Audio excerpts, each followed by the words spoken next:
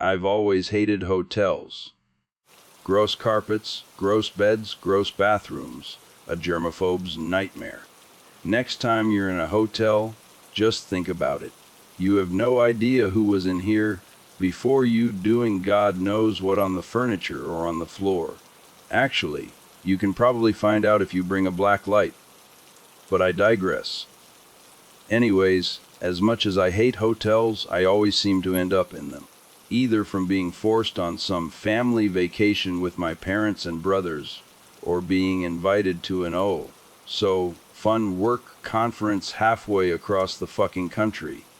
I think I'm in a new hotel about every 3 months. I first heard about the Gateway Hotel when my boss sent me an email on a Thursday ordering me to attend a conference in Oregon to discuss a merger with another smaller company. I had just let out a long exhale and accepted the fact that I would be forced yet again to travel across the country to please the biggest prick in the world. At least the pay was good. That very next day at a little past midnight, I pushed open the creaky door to room 415, where I would be staying. I flicked on the light, and it looked just like a regular hotel room on the surface. I placed my luggage on the counter in the little kitchen area and went to sit on the bed to play on my phone until I was tired enough to turn in for the night. Looking up, I noticed a painting of a blonde woman in a bright red dress on the wall opposite of the bed. Inspecting it closer, the lady in the painting was aesthetically beautiful, but something about her didn't seem right. Her hands were tucked in a very unnatural position behind her back, and the way she stood was rather menacing, as if she was about to run out of the painting at me. There was also something about her face. It was twisted in an angry expression, but she still smiled. I could see every one of her unnaturally white teeth. Her eyes seemed to follow me as I walked up to the painting. I was thoroughly unnerved by it. Why would the hotel even put something like this up? I shook my head and took the painting off the nail it hung from. I turned it so it faced away from me, and I propped it up against the wall. I didn't want that staring at me as I slept. Something crinkled beneath me when I sat back down on the bed after taking down the painting. So I stood back up. It was a light blue paper titled, "Welcome to the Gateway Hotel." This is what it said: "Welcome to the Gateway Hotel. We hope that you enjoy your stay at the hotel, but there are some things that you need to know to maximize your fun and your safety. For this reason, the hotel staff has put in place some rules. The rules are as follows. Do not destroy anything in the hotel rooms or move around any furniture. It makes cleaning up afterwards a pain for our lovely cleaning staff, and extra charges will be added to your bill if we find that you have broken this rule. Please do not engage in any intercourse. The staff hates cleaning it up, and there's a hotel specifically made for just that a few blocks away. Do not leave the television on all night. The hotel needs to spend less on the electricity bill to keep all of the lights on. Do not leave uncovered food out in your room. This may attract unwanted attention from critters that can smell the food. Storage in the refrigerator or cabinets is okay, as long as the food is covered. Do not leave your room from 1 a.m. to 4 a.m. This is when the cleaning staff are working on cleaning the halls, but no need to worry, they won't make much noise. If your room's phone rings at 4:14 a.m., do not answer. Try not to track any sand from the beaches in your rooms. It's not easy to get out of the carpet, and it makes some of the hotel staff very unhappy. Keep your blinds closed at night. People have reported others looking into their rooms. From in between 3 a.m. to 4 a.m., you may hear a child's voice begging for help coming from the hallway. It is imperative that you are not be tempted to look out of your peephole, and do not leave your room. There is no one that needs assistance at that hour. If you notice a maid with long blonde hair and a red uniform in the hallway staring at you, look away, return to your room, and notify the staff. Our uniforms are light blue. Do not attempt to speak to the maid in red. If the maid is blocking your path to your room, simply return to the lobby via the stairs and not the elevator. She will not attempt to follow you unless you make prolonged eye contact with her. She will take that as an invitation. If you are in the elevator and see a button marked B2, do not push it. We do not have a second basement level. If you do happen to accidentally push it, do not make eye contact or speak with anyone who may get on at that level, no matter what. Stand in front of the buttons on the elevator to prevent them from pushing any. Keep your head down and push the button marked Hell. To reach the lobby, get to the front desk, and inform the person there what has happened. Again, do not make eye contact or speak with any of the passengers that get on at BB2. Do not enter room 414 if you see that it is open, even if you hear someone calling for you by name inside. Do not approach the door and don't attempt to close it. Contact the staff immediately and we will take care of it. That room is out of bounds and should be shut and locked at all times. Thank you for choosing the Gateway Hotel. We hope you have a wonderful stay, and don't forget to follow the rules. Sincerely, the staff at the Gateway Hotel. What the actual fuck is this? This has to be some kind of stupid prank from a completely irresponsible staff member that thinks it's so funny to scare their guests. I have half a mind to call the front desk and report this idiotic joke. I glanced over at the cheap digital clock on the nightstand. It's almost 3:30 at this point, and I'm really not so much of a stuck-up bitch that I would bother the front desk with something so trivial. I might report it when I leave for my meeting tomorrow. I groaned when I realized that I would have to wake up at 4 a.m. to get ready. Thankfully, I got some sleep on the flight here. I began to get settled into bed.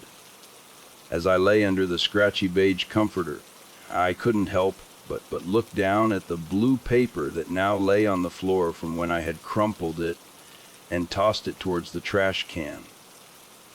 I hate to say it, but I can't really get comfortable thinking about the contents of that paper. I closed my eyes, but immediately opened them again when I realized that I had already broken the first rule. I had taken the creepy painting down from the wall. Hesitantly, I sat up and looked at the wall across from the bed. Even in the darkness of the room, I could tell that the painting was back up. A chill ran down my spine as I noticed the woman in the painting was even closer than she was before. Her face was somehow even more twisted. I quickly lay back down and shut my eyes. Guess I'm not moving the painting again. Hopefully I'm just being paranoid. Even though the rules are probably a joke, they still made me a bit nervous. The painting back on the wall was probably just a result of me scaring myself and sleep deprivation. Then again, I'm too scared to check. I'll update later after I talk to the front desk tomorrow morning. It's 1:12 a.m. I can't sleep. I think I just heard something tap on the window of my room. I'm on the 4th floor. I still can't really wrap my head around what the hell happened last night in that goddamn hotel. But I'll try to recount my experiences up until now in the order in which they happened. I didn't want to write everything down and relive it again, but I feel like I owe it to everyone to recount my story. Even if only stops just one person from booking a night at the Gateway Hotel, that'll be enough for my conscience. I edited my last post about an hour after I first posted while frozen in bed, hiding under the cheap hotel comforter at 1:12 a.m. I had heard a tapping on my window. I really hadn't wanted to get up to look, but I wanted to prove to myself that it was a tree or some shit like that. I stood up from the bed and crept to the curtained window in the dark. I avoided even looking towards the painting on the wall, not wanting to see the woman again. I knew she was still there and staring in my direction. I could feel her eyes follow me as I made my way across the room to the window. The almost rhythmic tapping continued as my fingers wrapped around the edge of the curtains and pulled back quickly, not even giving myself time to hesitate. Damn, I really wish that I had hesitated. I never expected that I would see the grotesque face of a man staring back at me. The man's face almost looked like it was rotting off as he knew. It grinned at me, revealing yellow and brown teeth. Its sunken eyes met mine as I stared at the thing clinging to my window and tapping on it with a disgustingly long fingernail attached to a twisted and wrinkled hand.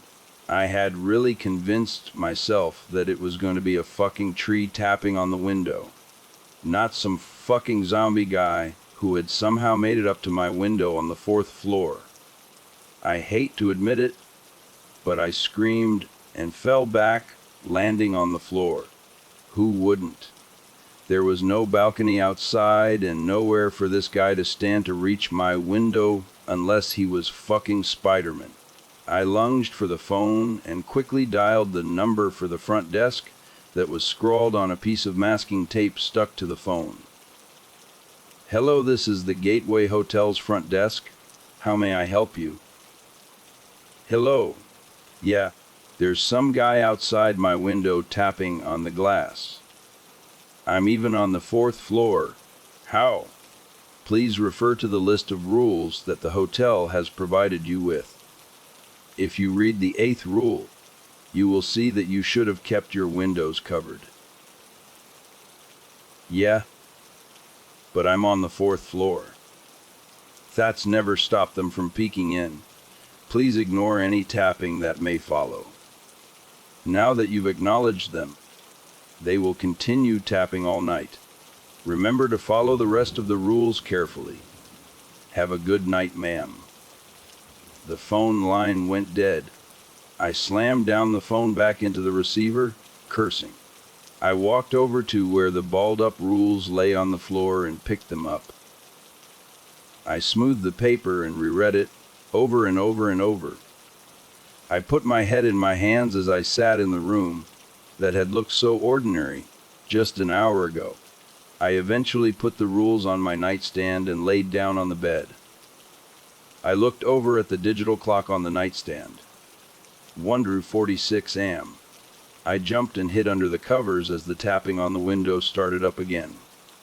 I had tried to sleep, but it proved impossible. The tapping on the window and my growing feeling of fear kept me up for hours. That is, until the alarm on my phone went off at 4 a.m., causing me to almost scream. I got ready for my meeting quickly, anxious to leave the hotel. I checked the rules again, making sure that I could leave the room. The clock read 4:13 a.m. I sighed in relief when I saw that I could leave. Suddenly the phone rang, and I whipped around to see that the clock now read 4:14 a.m. I left pretty quickly after that. I looked at my window from outside the hotel when I walked out. The zombie guy was gone. There were also no trees nearby. Even after the rather successful meeting ended, I tried to stay out of the hotel for as long as possible. I even called my boss to ask if I could transfer hotels, but he just bitched at me about the high cancellation fee and how the Gateway Hotel was the cheapest in the state.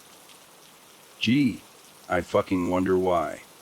I knew I couldn't afford the cancellation fee and the fee for a new hotel room for the night. So basically, I was stuck in the Hell Hotel until my flight left at noon tomorrow. I returned to the hotel at about 10 p.m. that night. I didn't want to risk going back any later. On my way through the empty lobby to the elevator, I asked the front desk about maybe transferring rooms, but they just informed me that all of the rooms were booked. As I walked into the elevator, I suddenly realized that I hadn't seen anyone else in the hotel besides the front desk staff. If they were totally booked, shouldn't I have seen someone by now, or at least heard them? On my way up to my room, I saw the elevator button for B2. Not surprisingly, I didn't feel any urge to push it. There was so much tension in the air as I walked down the silent, dimly lit hallway to my room. I reached the door and unlocked it with my key. I walked in and turned before I closed the door. My room was right across from 414. The door was closed, and it just looked so ordinary. Something about it, though, maybe it was just the fact that it was on the list of rules, made me incredibly uneasy. I could have sworn that I saw a flash of red pass my door as I closed it. So here I am, stuck in the Gateway Hotel for another night. Stuck in the room across the hall from the supposed nightmare room. Stuck in the room where some zombie guy was tapping on my window. Stuck in the room with a demon painting. I reread the rules again. As long as I follow them, I should be fine, right?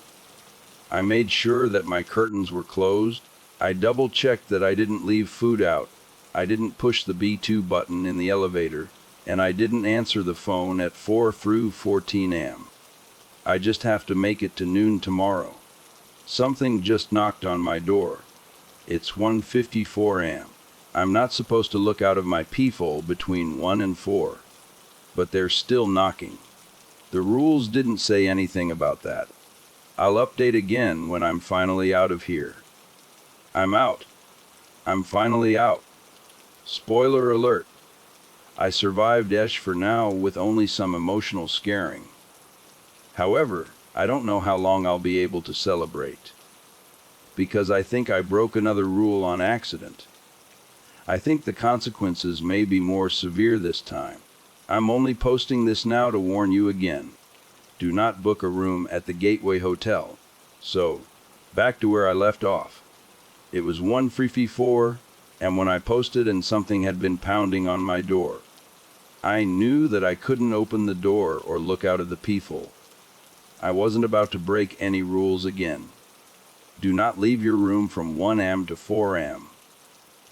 I wanted to call the front desk, but based on my prior interaction with them, I knew that they would be completely indifferent to my fear and just tell me to follow the rules again. So that's what I planned on doing for the next 8 hours and 36 minutes. I just had to make it until 10:30 when I could leave for the airport and finally get out of here. I gave up any hope of getting any sleep that night as the rhythmic pounding on my door continued. As much as I wanted to know who or what was knocking on my door, I knew that it wasn't in my best interest to check it out. I turned on my bedside lamp and just sat on my bed, watching the door shudder on its hinges with every strike against it. Good thing I used the chain lock on the door as well as the actual lock because, hey, I was staying in a nightmare hotel. I couldn't take my eyes off the door until the pounding finally stopped 6 minutes later at exactly 2 a.m. Everything was quiet for the next hour. No tapping at my window, no knocks on my door, no nothing. Even though I was still right across from the creepiest painting in existence. As thankfully, the woman in it had not moved from her position from the night before since I hadn't tried to move her again. I was actually beginning to think that I might be able to get some sleep that night until I heard a quiet, muffled male voice call out from the hallway outside my room, "Mama." It felt like all of the blood in my body turned to ice in that moment. My eyes went wide and I slowly turned my head to look at my clock. 3:02 a.m. From in between 3 a.m. to 4 a.m., you may hear a child's voice begging for help coming from the hallway. I turned back to face the door again as I heard the child in the hallway began to cry while still crying out, "Mama! Mom!" The crying was slowly getting louder as the child got closer and closer to my door as it made its way down the hallway. My shaking hands curled into fists as the light from the hallway that was pouring under my door was blocked in two spots. Almost like there was someone standing directly outside of my door. Even then, I still jumped when I heard a soft knock on my door. Excuse me, ma'am. Can you help me find my mama? I'm lost." Oh, hell fucking no. I know all of the other shit that had been going on in this place was terrifying. But this was some next level horror movie cliché bullshit. Why does it always have to be a creepy demon child? And how the hell does it know that I'm a mom? I just stayed silent as I heard another knock on my door. It is imperative that you are not be tempted to look out of your peephole and do not leave your room. There is no one that needs assistance at that hour. Mom, please open the door. I'm scared. Well, fuck me sideways, kiddo. I'm pretty fucking scared too. I just gritted my teeth and ignored the child's increasingly desperate pleas for help continue for the next 20 minutes until I heard a sniffle and footsteps going past my door. My relief didn't last long, however, because at 324 am, a loud tap sounded against my window. I jumped again, but quickly calmed myself down. "Oh, it's just your friendly hotel zombie Spider-Man," I told myself as I glared at the curtains that hid the windows from my sight. Surprisingly, I wasn't even that scared this time. I guess it's because I realized that all I had to do was not look at it, and it would leave me alone. Trust me, the desire to look at him again was 100% non-existent. I was more scared of the creepy lady painting at this point. There were no more taps on my window after that, and for the next hour, everything was calm again. I took the time of peace to pack up my few belongings that I had pulled out of my suitcase. I didn't really unpack much, and I bet you can understand why. I just ended up watching the clock on my bedside table at 4:02 am. When it hit 4:14 am, I braced myself and waited for the ringing of the phone that sat next to the clock. However, this time the call never came. If your room's phone rings at 4:14 am, do not answer. 10:30 am couldn't come fast enough.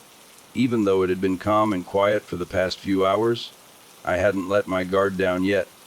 That morning at 10 am, I cautiously peeked out of my room and stepped out. I dragged my suitcase out of the room and closed and locked the door behind me. I chanced to look at room 414, closed and presumably locked. I took a deep breath, looked down at my shoes, and quickly walked down the dim hallway. I had almost made it to the elevator when I heard a loud unlocking sound behind me. I froze, and almost unconsciously, I turned around. Room 414 was open. I was kind of far away, but trust me, I know it was room 414. It was the room right across from mine. Do not enter room 4014 if you see that it is open. Standing next to the open door was a blonde woman in a red maid uniform. I immediately recognized her. She was the ghastly woman with the angry, twisted face that wore the red dress in the painting. The woman who had stared at me from across the room during my 2 sleepless nights at the hotel. And she was smiling the same white, toothy smile. Her empty eyes were fixated on mine, and her hands were hidden behind her back. She looked as if she was about to bolt down the hallway at me. If you notice a maid with long blonde hair and a red uniform in the hallway staring at you, look away, return to your room, and notify the staff. I quickly looked away, remembering the rule that had made me the most uneasy when I had first read it and reached for the elevator button. desperate to get away from her as fast as I could. If the maid is blocking your path to your room, simply return to the lobby via the stairs and not the elevator. I jerked my hand away from the elevator button and, without looking back, yanked open the door to the stairs and dragged my wheeled suitcase down 4 flights of stairs. I swear, when I got to the bottom and opened the door to get into the lobby, I heard the door to the stairs open above me. She will not attempt to follow you unless you make prolonged eye contact with her. Oh God, did I look at her for too long? Is she? I slammed the door to the stairs behind me, trying not to linger on that idea for too long, and almost threw my key onto the front desk. The 2 workers smiled at me, and one of them said in a slow and amused voice, "Hope you enjoyed your stay." Hiya! Yeah. I fucking didn't. But I simply said through gritted teeth, "Room 414 is open. Just thought you should know." I left the lobby in a hurry and got into the car that I had called for earlier. It showed up after only 2 minutes, and I wasted no time throwing my bag and myself into it as fast as I could. As the car pulled out of the parking lot, I noticed that it was practically empty, with only 2 cars there. The people at the front desk had told me that the whole hotel was booked just last night. But the parking lot was empty, and I never saw anyone except for the people at the front desk. I shuddered and turned back for one last glance at the hotel. I saw something red in one of the 4th floor windows. I think it was waving at me as the car turned the corner, and it disappeared from my sight. She will take that as an invitation. God, I hope that I didn't look at her for too long. It was just a quick glance, right? I didn't even mean to look. How long it too long? How far would she even follow me? I hope I don't have to find out.